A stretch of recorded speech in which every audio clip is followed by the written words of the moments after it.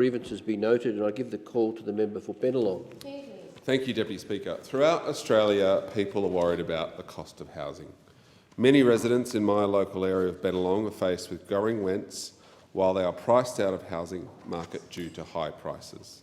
Over 40% of my electorate of Bennelong are renters. Our median rental rate is 12% higher than the average for New South Wales and over 25% higher than the Australian average.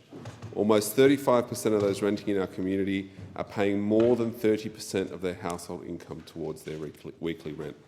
Just today, a member of my community reached out to me to discuss their experiences applying for rental properties in Bennelong and the important need to make renting more equitable and accessible. He expressed to me that he was attending rental inspections with over 50 people per inspection, that his landlord refused to renew his lease as it would mean he could not raise the rent further than the $80 increase he had experienced just 6 months before. This is not the first piece of correspondence I've received from people within my electorate about the financial and personal pressure they are facing as renters. It's one of many. The latest PropTrack Market Insight report shows that less than 18% of rental properties listed online are available for less than $400 a week, the lowest rate of availability for affordable rental properties in Australia since 2018. Rental vacancy rates are currently at a record low of 0.8%. Renters are being taken advantage of, with the increase in interest rates being advised that their rent must continue to increase due to increased costs. They are being wedged into a corner by those who wish to seek profit through the combination of low rental vacancies and high interest rates. The Reserve Bank of Australia continues to make decisions about interest rates without any true, complete understanding of the impact of rate rises on renters. With over 30% of households renting across Australia, it being the biggest form of housing tenure in New South Wales, how can decisions that deeply impact this large proportion of Australians continue to be made without reflection on the impact that they may have on them? Affordable housing and rental availability is at an all-time low. It has been at crisis point for over 10 years.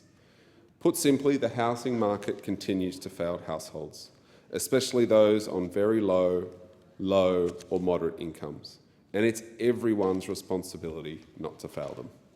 This crisis is especially severe for the most vulnerable members of our society, including low-income families, the elderly, and those experiencing homelessness.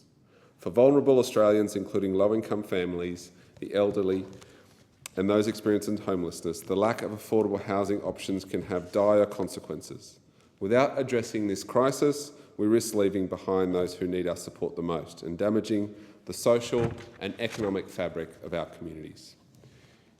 In 2011, and it's a long time ago, 7,450 key worker households in my electorate of Bennelong were in need of affordable priced housing. It is estimated by 2031 that the Ryde LGA alone would need 10,700 affordable housing dwellings for key workers.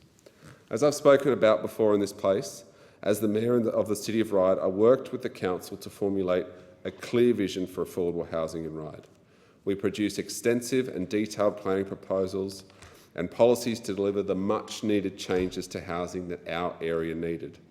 After 3 years of waiting for a response to our planning proposal, it was refused by the Liberal state government. They said it was ahead of its time, yet they refused it.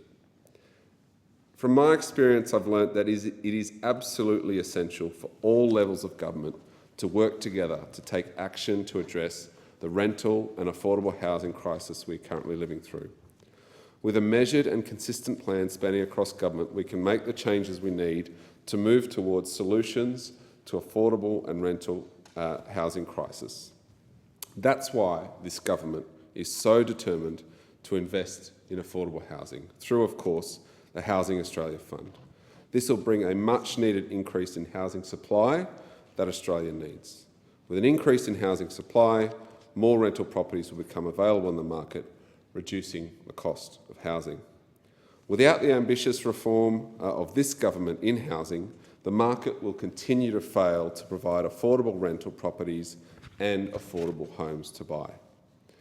That's why we will work with state governments around the country through the Australian Housing Accord to continue to increase the supply of new housing into the market.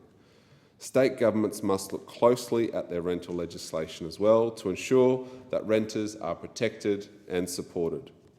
In a few weeks' time, we'll have an election in New South Wales, and I note only one party of government is pledging a comprehensive policy agenda for renters. It is state legislative changes such as the appointing of a rental commissioner, banning secret rent bidding, allowing pension rentals and introducing portable bonds that are being put up by the Labor Party in New South Wales. They must be implemented to ensure that renters will be adequately protected. Local governments also have a crucial role in ensuring that there is a sufficient supply of affordable housing in our communities. They can all work together to create more affordable housing options, implement zoning laws that support the development of affordable housing, and ensure that rental properties are up to standard and habitable for tenants.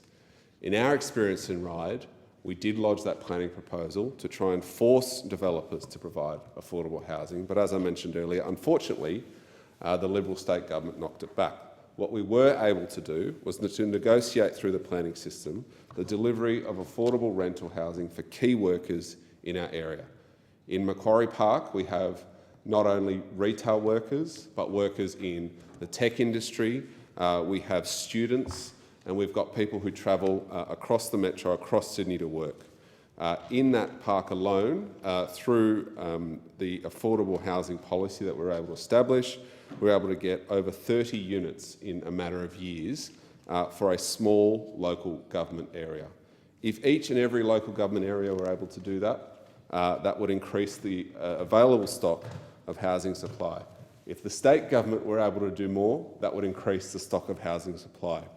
And of course, if the federal government is able to get this Housing Australia fund through the Senate, we'll be able to do something for the first time in over a decade. I find it extraordinary that those opposite, the Liberals, come in here and complain about the cost of living crisis, yet they're not supporting the solutions that this government continue to put up. We put up solutions to bring down the cost of housing and they say no. We bring up solutions to put downward pressure on the cost of energy and they say no, yet they still have the gall to come in here each and every day and complain about the cost of living. This huge investment through the Housing Australia Fund will ensure the delivery of 30,000 affordable rental homes across Australia. And we know from talking throughout our communities that it is absolutely essential that this piece of legislation makes its way through the Senate. Every housing provider that I'm aware of is supportive of this package. They're supportive that we have a federal government that is willing to help with state and local governments to tackle the cost of housing and to do something about affordable rental. We know that communities are more vibrant, are more diverse when there is an affordable housing mix. We need, particularly in seats like Bennelong, where we have huge economies in Macquarie Park that need workers that live close to home, it is crucial that the federal, state and local governments work together to intervene in the market to ensure that a percentage of housing available is actually affordable. Because, as I've said, the market is absolutely failing right now. We are just not getting properties available for rent under $400 a week. We've got extreme hyperinflation in the rental market at the moment. You just need to pop online and have a look at locals who are posting videos, posting photos of landlords sending them and real estate agents sending them notices that their rent's going up $80, $90, $100 a week. No supply makes it incredibly difficult for those who wish to live in areas like Bennelong, particularly in inner city areas where you're close to transport, close to jobs, close to great schools, makes it very difficult for them to stay in those areas, set up their family and have an affordable place to live near work.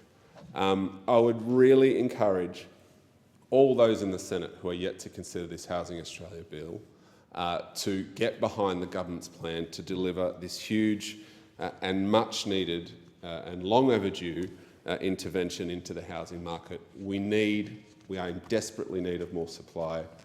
good quality homes built that are affordable for those who need it most.